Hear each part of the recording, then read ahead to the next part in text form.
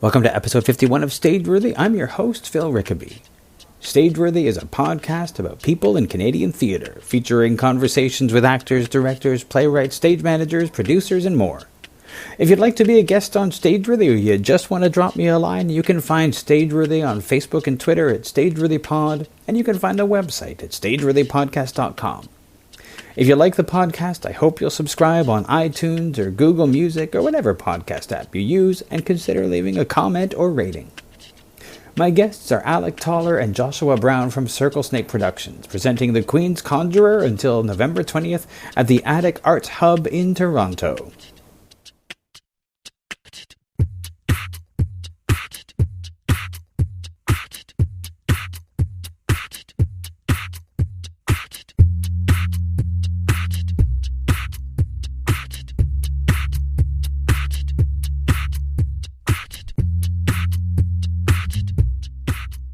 Tell me about the Queen's Conjurer. Sure. It's about a real guy called John Dee, who was a 16th century advisor to Queen Elizabeth and a scientist/wizard at a time when it's hard to tell those two apart. So that's the focus of it. And the general gist of it is that they find a star that pertains to Queen Elizabeth's reign, and she's sort of concerned about it, so he goes to investigate it. He hires Edward Kelley, who's a scryer, who communicates with spirits to try and get some more information on the star. But bringing him in, because he's kind of got one foot in the spirit world, he's quite emotionally disturbed. And as they try to uncover this prophecy, they have to work through a lot of his turbulent emotional life to make things work. So it's ultimately, seems like it's about wizards, but really it's about vulnerability and intimacy and human change. Where did the inspiration for the play come from? Well, I was on a date, and I used the word thaumaturgy, and I was like, am I using this? Yeah, exactly. Yeah. The date went very badly. No, I'm kidding. Anyway, and then I looked it up. I was like, did I use that correctly? It means literally like miracle working, but kind of means magic. And I looked up on Wikipedia, and it referenced John Dee. I was like, So I clicked on him, and I read his Wikipedia page, and I just fell in love with the guy. He's the archetype and prototype of a wizard. And in fact, in reality, Prospero from The Tempest and Faust were based on him. Oh, really? Yeah, and then even today, Gandalf and Dumbledore, that type is him. Okay. So as a super nerd, I was like, I have to tell my people's story. Starting from there. When you're doing something that's sort of a history piece, there can be this the urge to be historically accurate and decide how much of history you want to keep and how much you want to throw out. Did you fall down a research hole, or did you? And how much of that research did you keep, and how much did you throw out? We kept as much as was dramatic, and we threw out as much as wasn't, and also threw out as much as we could fit into a 2-hour play. He lived to 80 in the 1500s. Okay, so he did a ton of stuff. We sort of semi-joke that there's a lot of material that will be good for our seven season HBO series. Not a joke. Not a joke. Hashtag not a joke. So there's a lot of stuff, and when you are doing a biography or any kind of history piece, you have to be really clear on what the story is that you're telling, because you don't want to just tell somebody's life. That's very, very boring. Yes. Even the most interesting life, you need to find a cohesive narrative arc. Yeah. So we kind of did that just through research and improv and writing and discussion, and there's certainly a few major events in his life that we were kind of interested in, and once we really explored how those would be climactic or not, that kind of retroactively kind of helped us figure out what the play was about. You know what I mean? Yeah, a great deal of that happened as well after our sort of first draft, which we jokingly refer to, or lovingly refer to as the vomit draft, because we just wanted to get the play written and see what it could be, and that was much more of a sort of biopic or biodrama. It was a lot more people talking about 1500s astrology. Yeah, well, and it was also just a lot more literal in terms of its timeline, and this happened, and historically accurate. And we had them going because they went to Poland, they went to the Holy Roman Empire, they did all of this stuff with these rulers. And once we had like our 15th ruler come in the room, it was like, this is boring, and really, and once we got the actors together to read it, it was a really telling night because we got everybody to read it, and it was literally night and day between, oh, this is interesting because they're talking to each other and things are changing within their relationship, and then, oh no, this is, now I'm asleep because we're talking once again about the geopolitical shifts of the 1600s. Did you guys find that almost like there's that moment when you have that first draft and people read it and it's a first draft, so it's not good. No. And you can either go, well, this is garbage, and you can either throw it out, or you can try to sort of sit back and say, okay, this is what worked, and this is what didn't. But it can be a fine line between doing the two. Yeah, I found the first draft, like, because it was truly a vomit draft, quite horribly stained. No, we didn't. I wasn't super concerned about what it would, like, if it would work as a play, because it was effectively research or like improv, that we had just sort of jumped out. I mean, not even improv. Research is the closest thing, really. It was sort of research, let's use a different verb this time, regurgitated through the through the mouths of the characters. It was really, and we, so to answer your question more directly, we had no intention of throwing it away. Right. We knew from the moment of sitting down, this is not the play. This is something of the world. This is an arc, so that we can then start to look at what's going on and delve deeper into the relationships and the characters themselves. And how long did it take you to? What was the writing process like, and how long did it take you to get to performance quality on the script? It took about a year, give or take. Well, that's really when I started research, really. Yes, sure, And so the early part of 2016, we were doing some research, and then Josh and I wrote a first draft in April. Then we did a month-long like workshop, improv kind of stuff with the actors. Lots of character development, exploration, improvising some scenes, just trying to make human these historical figures. Right. And then after that, we sort of took the work we had done and wrote until basically we started rehearsal in October. We did the bulk of the writing in September because both Josh and I were working on other projects over the summer. But actually having that time apart from the script was really helpful because there's a lot of big questions we had and lots of things we weren't sure about. And I felt that when we came back to it in September, a lot of those big questions kind of sorted themselves out. And then we got new big questions and stuff. But sort of things like with the women's role in it and what the play was about, like what that sort of story arc was, those started to crystallize a bit. Yeah, I think you work on something for a while and then you get to the point where you can't really see the forest for the trees and then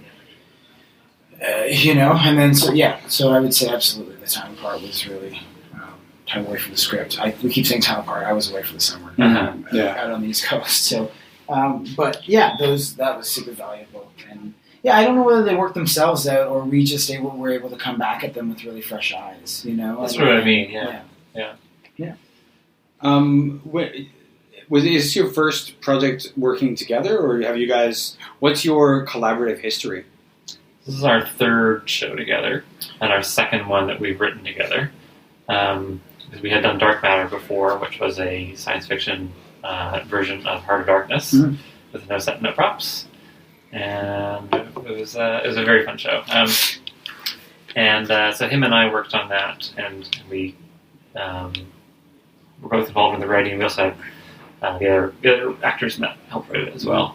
And we also did a production of Angel City, which was my first play that I did here, which was for the Playwright Project, the Sam Shepard version. in 2013. It is a weird, funky play, but we found that we worked really well together, and kind of continued from there. And then I guess earlier this year or late last year or something, I said, come be part of my company. Yeah. Because it's just me. And now it's 2 people. So we've doubled in size. Yeah. And I said, okay. Yeah, you said okay. Well, you said okay, but it was like, okay. Okay? Yeah. Yeah. I want to ask you, each of you, about your theater backgrounds and when it was that you realized that theater was something you wanted to do, and what was it that like, what drew you to the theater in the first place? Josh, why don't you start?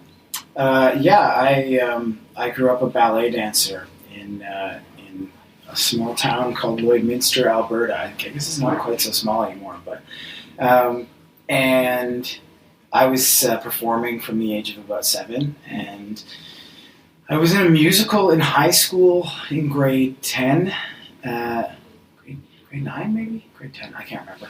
But I was in Bye Bye Birdie, and I was a dancer in it, and I think someone got sick, and they literally were just like, hey, you need to play the reporter now. You have 1 line, here's your hat, here's your pen, go.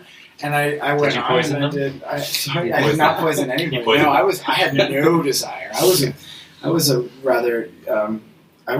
really good ballet dancer. I didn't want to do any speaking. Mm-hmm. And so, so anyways, I went on and I got a laugh with my one stupid line. And I was there was this moment of oh, I like this. I like the talking. And so, and then just slowly over high school, I started acting more and more. Mm-hmm. And I went to the University of Windsor, got a Bachelor of Fine Arts there. And and then took some time off.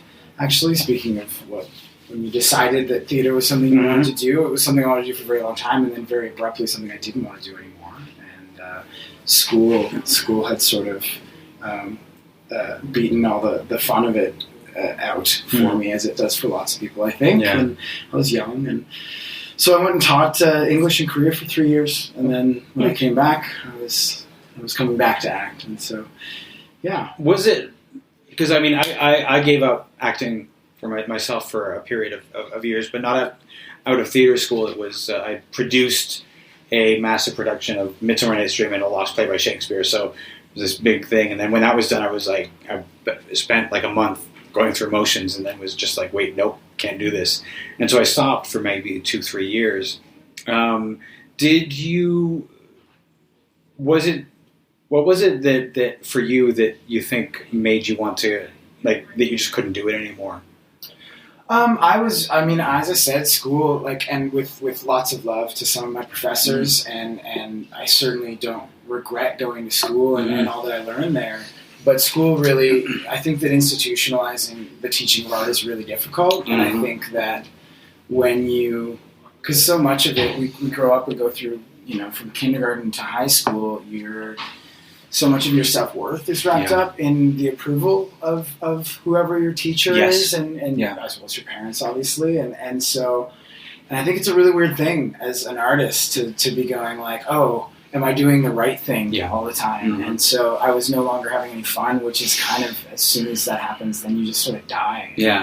I was really good at being the good actor that would make the right choices. And my performances were incredibly... analytically sound, but pretty dead, pretty stiff and uninteresting, and it was no fun for me. I was my whole self-worth was wrapped up in if work was going well, then I was on top of the world. If it was going poorly, then I was ready to jump off a bridge, and so that was not sustainable for me. And so I left because of that, and I didn't know if I'd come back. Did you feel like when you gave it up that you didn't know who you were anymore? Were you, or is that one of the reasons why you went to Korea? Yeah, I think that's the thing. Is that's why I wanted to give it up, because I already felt while I was working, this wasn't the same thing that I had been doing years before. This wasn't the same thing that and there were productions that were exceptions where you sort of get really lucky and find that sort of that flavor of things again, that moment, that thing that brings you back to the joy of it. But a lot of the time it was grind work for me, and that was, and when you're when you're doing independent theater and it's a grind, it's like, what am I doing? Yeah, absolutely. When you're not making any money and you're miserable, why were you doing it? That's right. Yeah. Was there something while you were away that made you realize that you were ready to come back to it, or did you just one day wake up and feel it? Or? No, it was a long time coming. I was away for 3 years and had a lovely life over in Korea. I was teaching English and rock climbing every day, and I got really into mountain climbing, and that was something I did all the time, and that sort of became my new sort of passionate thing I had in life, and it was really this slow creep that, I would think about going, and I actually hosted an open mic night over there that was very sort of coffee shops and singer-songwritery, some spoken word poetry and things like that. Not my own, thank God.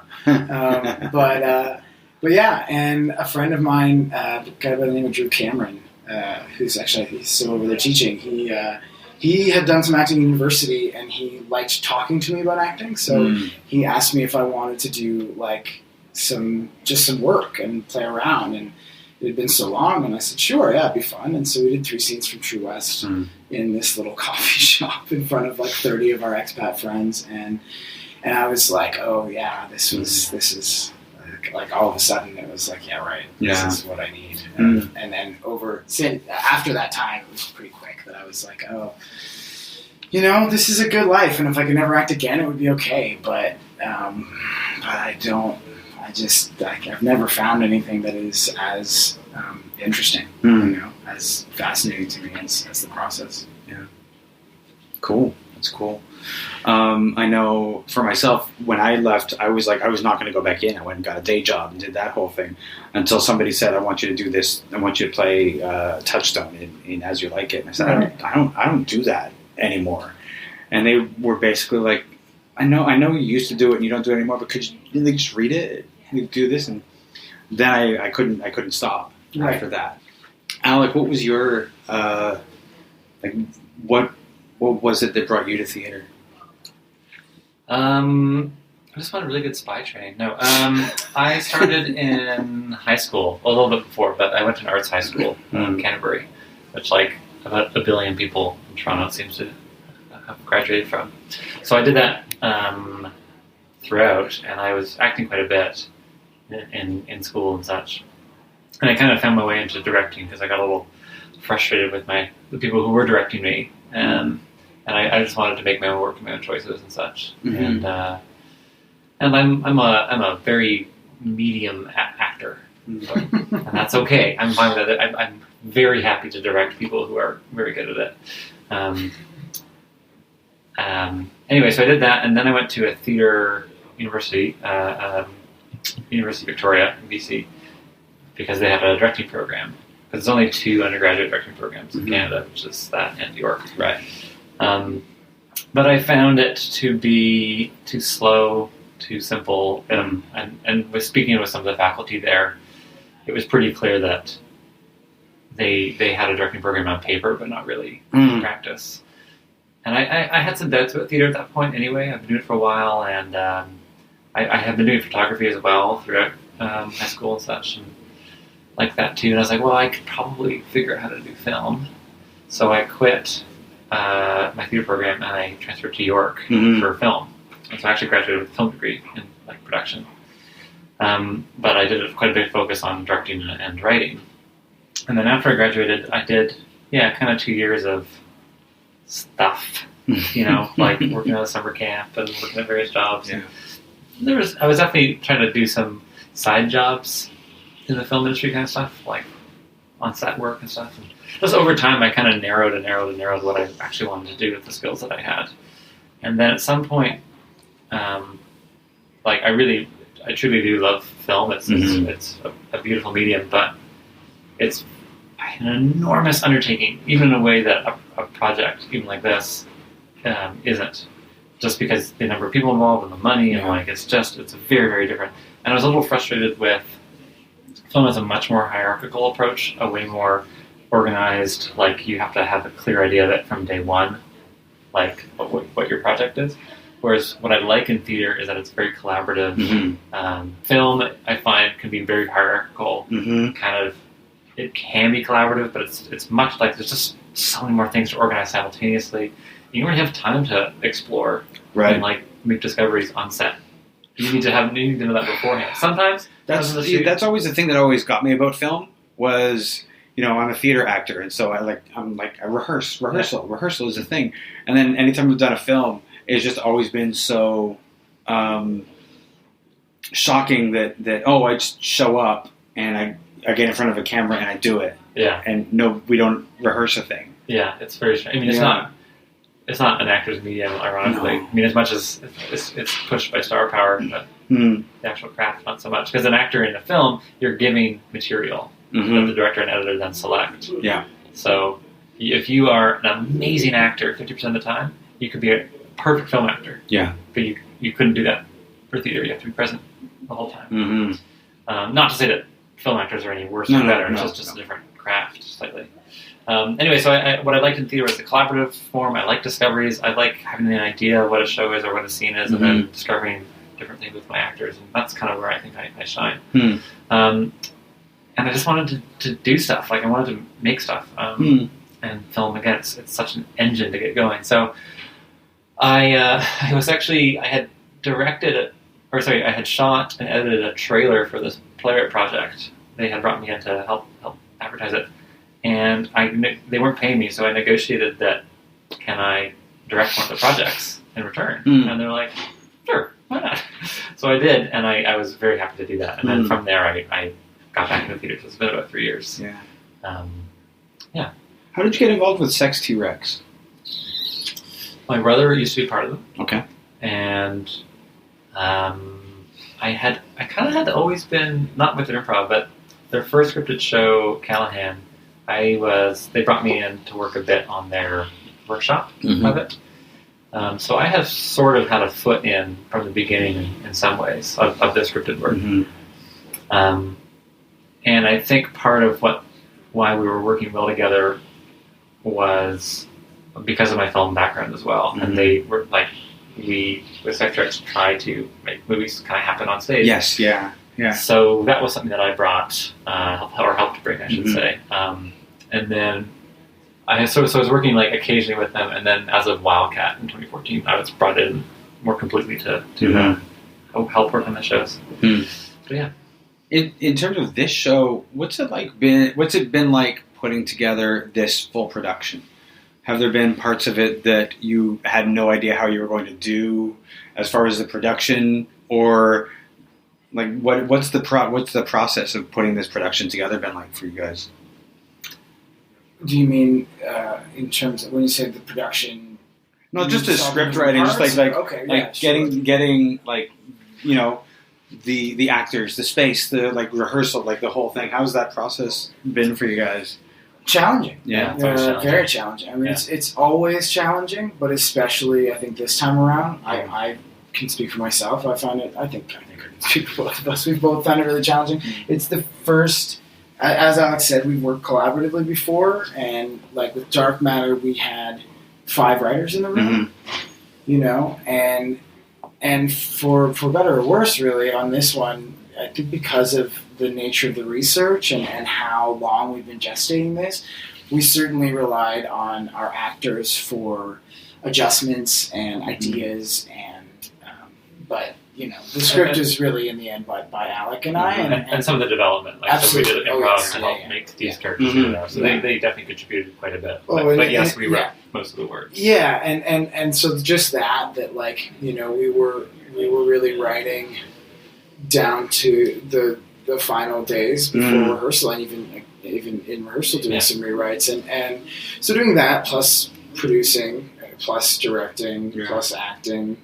It's a whole lot. Was this your first time producing, or have you, like, outside of Fringe, is this your first time producing a show? I've worked as a producer on a couple of things. Yeah, I did some mostly stuff that I was also acting in. But it's a new thing for me, for sure. This is the 6th show I produced with my company. I only ask because I know for myself, I find Fringe producing a little different than very different.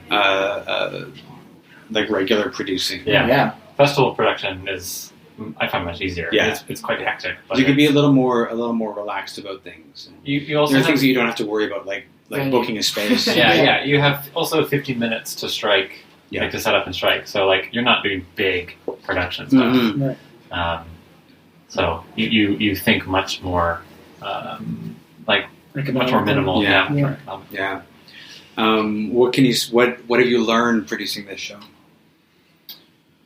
I think the biggest thing that I've learned is that time is a really valuable commodity, Mm-hmm. and I'm super proud of the group that we put together and Mm-hmm. what we've accomplished. I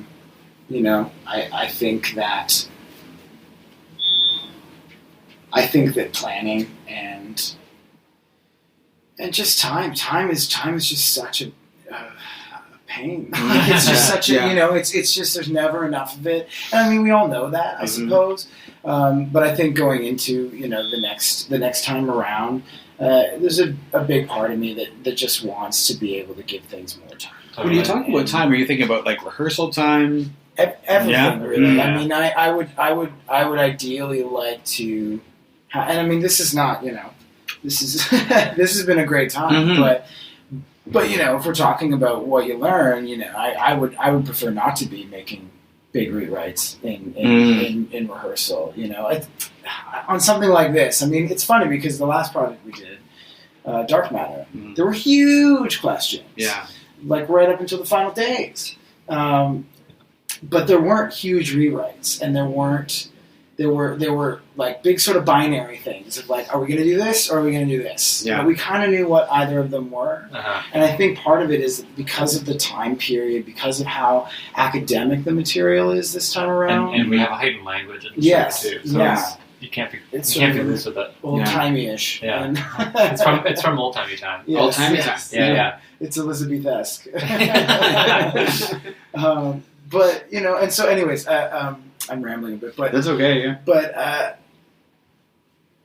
I would like to have been able to spend more time on just being an actor for longer with the material, you know, and just because you get to deepen the more that you and I mean it's always like this too. I mean it's the 3-week runs, you know what I mean? This is what we do in the Toronto theater community, and it's great. But it's even better when your show gets picked up by somebody and then gets another life, because then it has real time to develop and to grow. And I look at my favorite people in the indie theater community, and I really can't wait to see what happens when they get some real time to make their work. Because their work is already fantastic, some of them. But man, you put actors on stage for 3 weeks. You're going to find that at the end of that 3 weeks, they're starting to find their feet. Yes. They're going okay, now we know what this is and we can really start to play it. I was thinking about this very question. I'm wondering, like, can I just do, like, you book a space 2 nights a week and do a rep show for, like, 6 or 8 weeks? Right. Because everything works off word of mouth.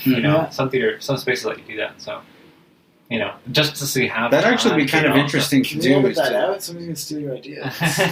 No, I don't think anybody's going to do it. I don't think anybody's going to do it. I mean, if they did, I mean, that's not a terrible thing. I mean, if somebody, I think that having the opportunity, if there was like somebody starts it and then we get to do more, 2 nights here every week. That this is our slot. We'll come out. They know we're going to do something really interesting here on this night. Yeah, that would certainly be different and would sort of. I feel like that would ameliorate some of the issue. I mean, on the other hand, like part of it is doing that many shows. I got to work in rep this summer for the first time in a little while, and I forgot how nice it is to like. It can also get really scary and monotonous at certain points, but really, once you're into show 25, you're just like, oh yeah, right. This is like. I know this like the back of my hand, and the ability to be really, really present because you're no longer worried about anything. So time was a big thing. Time was but that's also, that's often a product of money. Yes, of course. That's certainly, we're trying to, we've run this as a indie, small budget, just trying to get work up kind of company, and a lot of that has just partly been about getting skill and practice and experience of making shows, and for me anyway, as mostly as a writer, like figuring out what my voice is. Certainly as a writer. Yeah. And now I feel more confident as a director, but now I'm like, I'm confident with the work that I can produce, and I think that I could, and we could make, be getting grants and getting donations and sort of building the company into a larger. That's right. You have to small one. Can I ask you about the language, because you mentioned that it was Elizabeth-esque? Yeah. And what does that mean for this? Is it iambic pentameter? Is it just no? How do you? It's basically Shakespeare, because we're pretty much Shakespeare. Yeah. No. Writing it in verses is terrible. How do you write for that period? We didn't really. We just wrote in a heightened, like an older style English. Like, genuinely, it is probably more like early 1800s English with some modernity in it. I would even. It's probably not even that old. It really is based. We as much wanted to make something that translated for our audience as sounding the right fit as any sort of historical verisimilitude. It's little things like using the word perhaps instead of maybe. And they have longer sentences. They're more willing to have more complex grammatical structures and a bit more rhetoric in their speech, rather than just like, you're wrong, I disagree with you. They would, have some potentially eloquent little refrain which is, I have to say, very fun as a writer, because we don't, in modern language, you don't really get to play with the poetry of language as much. No, you don't. Sometimes. Very rarely, and it always sounds a little bit heightened when you do it in a modern setting. It does. But to do it in a historical setting, an Elizabethan setting. And it was also important, I think, for us to convey through the language some of the time period, because they are talking, like, the subject matter is about angels and spirits and prophecies and religious, like Protestant Catholic split kind of stuff, that not all of those really translate to today perfectly well. So there is something of like, you want to convey a world where those issues would really matter, so that you can focus on the human drama and on like, why do they care about spirits? What's going on? Yeah. I'm also just a huge word nerd. I love words, and I know nerds too, and nerds, but especially words, and especially nerds, so that was super. Never mind. No, go on. Please, I would like to interrupt again. It's cool. I don't remember. It's fine. But it's fun. It is fun to play that language. Yeah. Yes. And so you've been performing this for a little bit now. It was like 2 weeks? 2 weeks? The second week. This is our second week. We're about halfway through it. How's the response been? Very bad. No, I'm kidding. Overall, pretty positive. We had some good reviews, and we've had great press. Yeah. Our reviews have been really good. Yeah.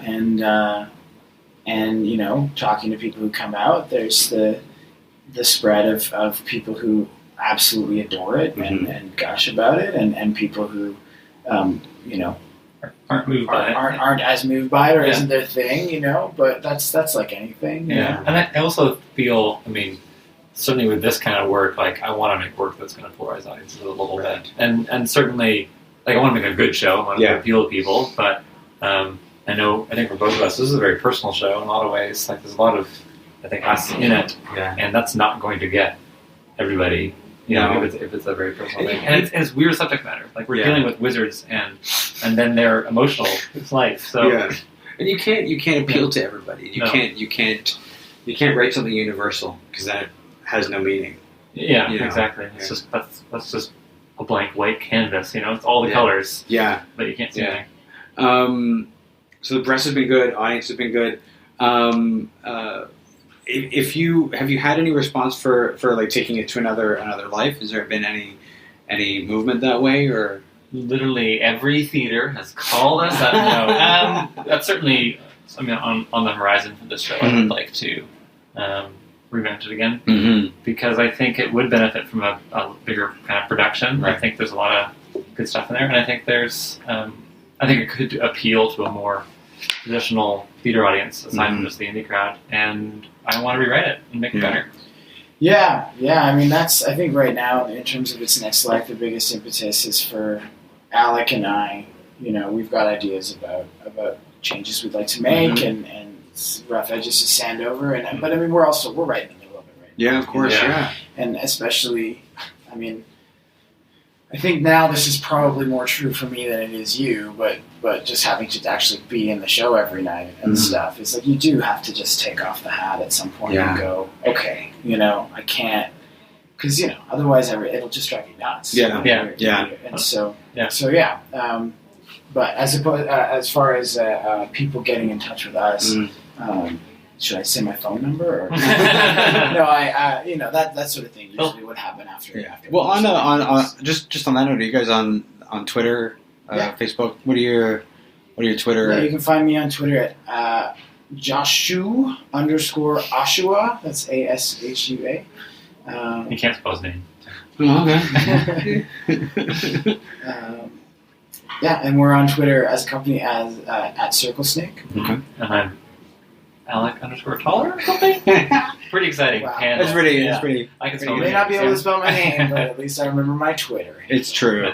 It's true. I'm on Facebook with my real name, so if you like learning about my first experience reading Harry Potter, then following my Twitter or Facebook feed will be. I have actually noticed that you're having that Harry Potter. Yeah, man, the boy was. Yeah. That's actually what I came here to talk about. Oh well, we've been wasting all this time about. We only had a couple minutes left to figure out how to continue seeing Alec's posts on social media, but just not all of those. All of the hashtags. I think there must be a way. I mailed them to you. There must be a way that you can filter out hashtags. And I find them in my mailbox. And it's so weird that he's like each one at 140 characters only. It's really I deliver them by owl, so that's really kind of on the nose, but that's really awesome. I know you guys have to get going to get to your show tonight, but so thanks so much for talking with me. Thank you. This has been a lot of fun. Great, thanks so much.